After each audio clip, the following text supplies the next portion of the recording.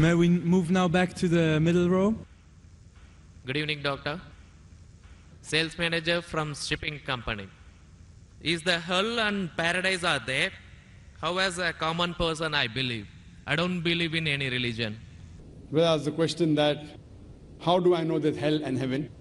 How will a common man believe? I don't believe in a religion. Brother, what is the definition of religion? Religion is a way of life. How you lead your life.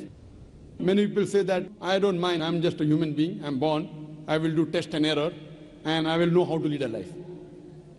For example, you go to a forest. You are going to a forest the first time. You don't know whether the fruits are poisonous or not.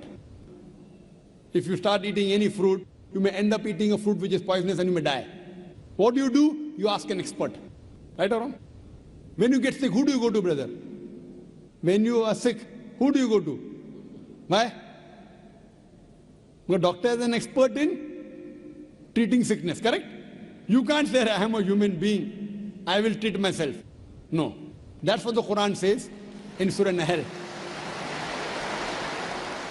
The Quran says in Surah Nahl, chapter 16, verse 43, and Surah Anbiya, chapter 21, verse number 7, فَاسْأَلُوا أَهْلِ الذِّكْرِ إِن كُنْتُمْ لَا تَعْلَمُونَ. If you don't know, ask the person who is expert. Similarly, to lead a life, we have to ask the expert.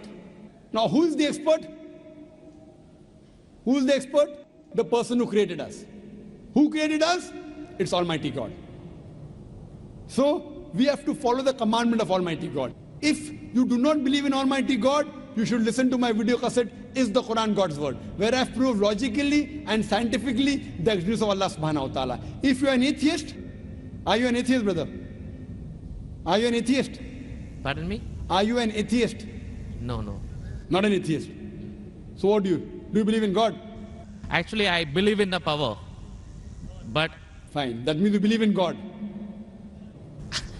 You want to call it power, you want to call it supernatural, you believe in God. It's like I believe something. Something. You don't know the name. That name is God. You may call it power, you may call it anything.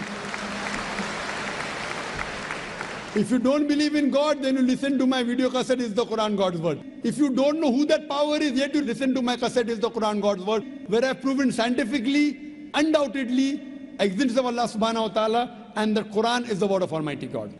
Now coming to your question. If you say about power, that means you believe in a religion. Because religion by definition, according to Oxford Dictionary, religion means a belief in a supernatural controlling power.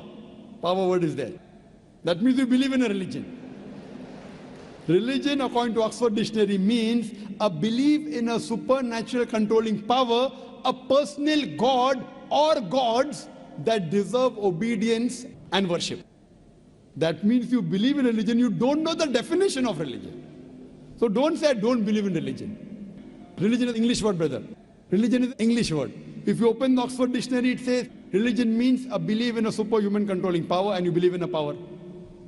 Or a personal God or God that deserve worship or obedience. To know more about that power, you see my video because it is the Quran God's Word. Now coming to your question, basic question, how will I prove that there is hell and heaven? Now if you hear my video cassette, I have proved many scientific aspects in the Quran. If you use science to the Quran, what we come to know that whatever the Quran has said today, 80% can be proved to be 100% correct scientifically. Quran speaks about various scientific facts, which we came to know recently.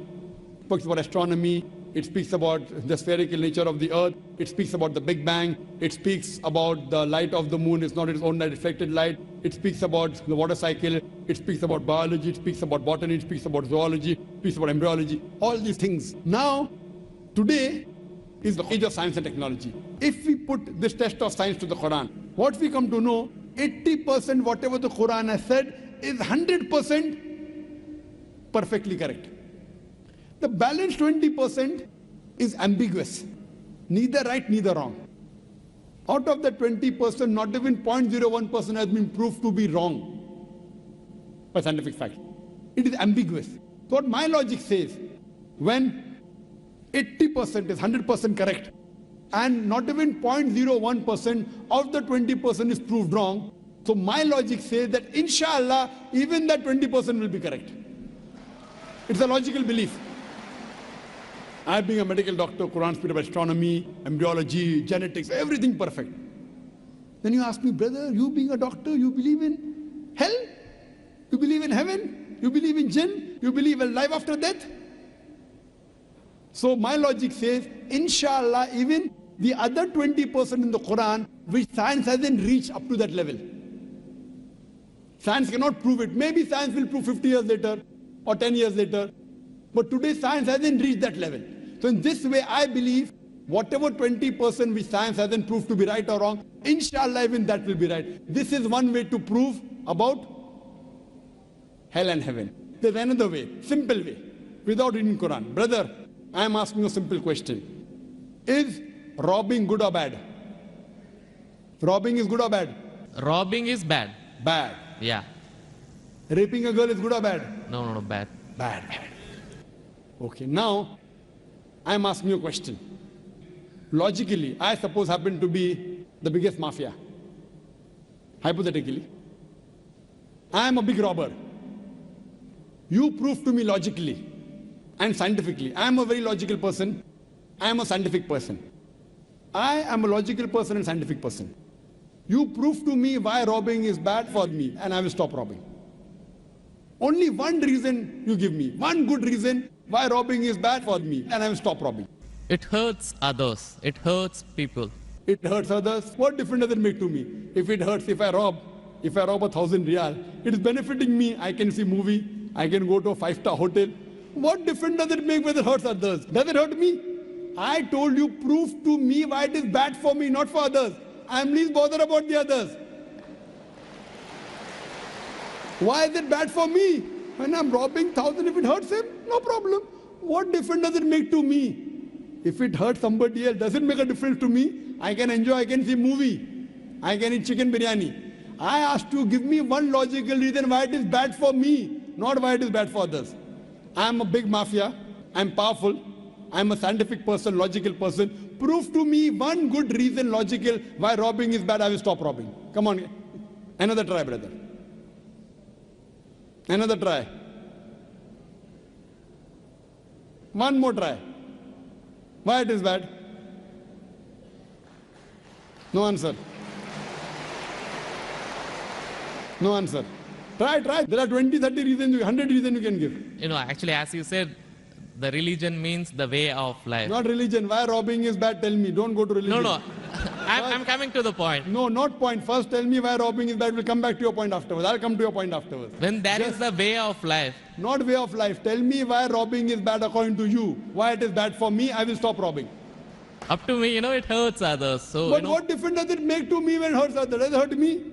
Of course, why it is bad for me, not why it is bad for others. Once we come to the society, we have to face them. Okay, once we come to society, you have to face them. I'm facing them. What's what? Why it is bad for me? The society won't respect us. What difference does it make whether respect or not? I can eat chicken biryani. I can go and see a movie. I can go to a 5-star hotel. What difference does it make to me if society respects or not? Imagine someone respects society. The poor person doesn't have food to eat. He'll be happy? No. You require food to eat or not? You require food to survive? Only society respecting. The person is starving to death. In India, thousands of people are starving to death.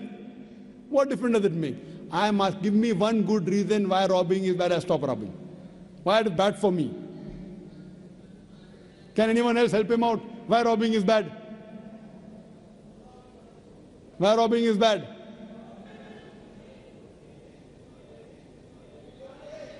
There are various answers. I'll help you out. You may say, police will catch you. Good logical reason. Police will come and catch you. Correct, right or wrong? Correct. But you didn't give I'm helping you out. But brother, I told you I'm a powerful mafia. The police is in my pocket. Ministers are in my pocket. Big mafia. See, all the top mafia, the police is in the pocket. They are on my payroll. The police is on my payroll. What will they catch me? Small robber like you should not rob. You will get arrested. I'm a top mafia. The police is on my payroll. Even the ministers are on my payroll. They are in my pocket. So small robber like you should not rob. Big mafia like me can rob. Another reason, I'll help you out. Maybe somebody will come and rob you. Yes. No one can rob me because I've got 100 bodyguards. All of them hiding behind the stage. Bodyguards. Small robber robs, somebody will rob him. No one can rob me because I've got bodyguards. Hundreds of bodyguards with AK-47.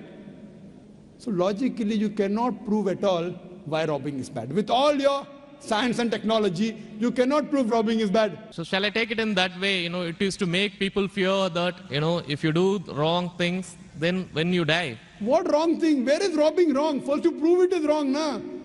Where is robbing wrong? You haven't proved to me robbing is wrong. When you prove robbing is wrong, then you can say don't do wrong things, na? Therefore, what is good, what is right, you require a creator to tell you. You require a doctor to tell you what food is good, what food is bad. This fruit is poisonous, this is healthy for you. Apple is healthy for you, wild berries are poisonous for you. A doctor tells you. There's no better doctor than Allah subhanahu wa ta'ala. Logically speaking, brother, that mafia has got bodyguards. No one can harm him. And believe me, there are many examples. He dies a very comfortable death. But I am asking you a simple question now, brother. Don't you think that there should be justice? Brother? Yes. Justice. Someone should punish him or not? Law is there. But the law cannot punish every human being here. Why? There are many mafias in Italy. There are many underworld people in India. And the law can't do anything to them. The law is in their pocket. But yet, you as a common man, don't you think you should be punished? Raping is good or bad? There are many people who rape. They rape the girls. No, nothing. The law cannot catch them. So don't you think he should be punished? Yes or no? Yes. But there are many people you see in this world who are big mafias. They die comfortable, that they are rich, they are millionaires. There should be some justice. The reply is given by a creator. Surah Al-Imran, chapter number 3, verse number 185. Allah says, Kullu nafsin dhaikatul maut. Every soul shall have a taste of death. But the final recompense will be on the day of judgment. This life is just mere chattels of deception. If there is no life after death, this life is of injustice. What we say, that the total justice would be on the day of judgment. Our Creator Almighty God will give justice. I tell the person, fine, you may be a big robber. For example, you are that mafia, now I am a Muslim. No one can harm you. Police is in your pocket. Then I ask you, justice is required? Yes. If someone robs you, no one can rob you, agree. But don't you feel there should be justice? There are many robbers, there are many evils, there are many criminals who go scot-free. Unless there is life after death. You cannot prove robbing is bad. You cannot prove raping is bad. Unless there is life after death, no humanity, no book on humanity, no Mother Teresa, no Mahatma Gandhi can prove robbing is bad without the concept of life after death. Because I am asking you a question. Hitler, history tells us Hitler incinerated 6 million Jews. How many Jews? 6 million. 6 million. Suppose the law catches Hitler. What punishment can you give Hitler so that you can compensate for? He has burnt 6 million Jews alive. Can you give him any punishment? Brother. We have to put him in jail till his life death. Okay, will it be equivalent to burning 6 million Jews? Is burning better or putting in jail better? It's burning is, of course. So maximum you can do is burn him alive. But that will be equal to 1 out of 6 million. What about the remaining 5,999,999 people? What about that? What justice is your Lord going to do? But the Quran says in Surah Nisa, chapter number 4, verse number 56, as to those who reject our signs, we shall cast them in the hellfire, and as often as the skins are roasted, we shall give them fresh skin so that they shall feel the pain. If Hitler killed 6 million Jews, Allah says he can put him into hellfire and give him fresh skin again. 6 million times Allah can burn him. Not here, in the hereafter, in the hell. So only way I can prevent Hitler from killing 6 million Jews is tell him that here you kill 6 million Jews, Allah will burn you 12 million times in the hereafter. You can't give him that thing here. What you realize, without the concept of hell and heaven, you cannot prove robbing is bad. You cannot prove raping is bad. That's the reason our Creator Almighty God, who has created the human beings, He tells us what is good, what is bad for us. And He tells us the rules and regulations. This is called as religion. So first you have to find out which book is the authentic book which has been revealed by this Almighty God. And when you do research, you will come to it, that is the Quran. All the scriptures speak about Almighty God, and all the scriptures they point out to the last and final revelation, the Quran, and last and final messenger, Prophet Muhammad, peace be upon him. Hope that answers the question. Thanks.